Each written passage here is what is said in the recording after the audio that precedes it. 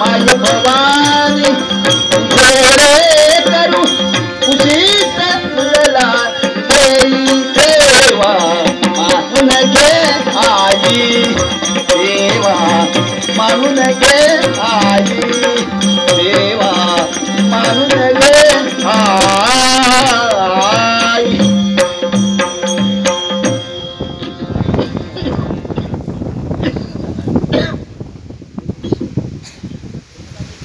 कैलासाच्या पायथ्यापासून पाहिलं असेल तर सारं वातावरण मंत्रमुग्ध झालंय.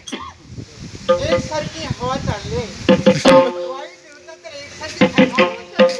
मंत्र बोलतोय जेणेकरून सारं मंत्रमुग्ध झालंय. वाऱ्याच्या लहरी एकसारख्या चालले. पण ते माझ्या भक्तांनो, सद्भावना तुमच्या अंतरी ठेवा. ही सद्भावना याच्यापुढे असेल सातत्याने चालू द्या. तुमच्या जीवनात हे असं काय होतंय?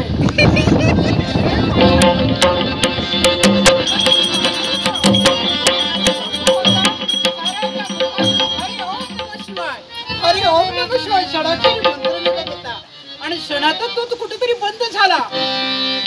हा याचा प्रकार वाटतो. होय नक्की. हे वायुदेवते काय चालवलंय?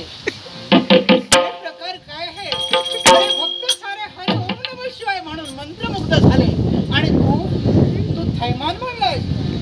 पण कुठेतरी बंद केलं पाहिजे, नाहीतर हे देवता संतापले तर काय होणार हे तुला नेमकं कळलं. पण असं असता नसता हे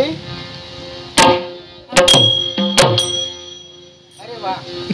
हे माझ्या सद्भक्तांनो, तुमच्या मुखाच्या मंत्रचित्र स्तब्ध झाला का? कशासाठी?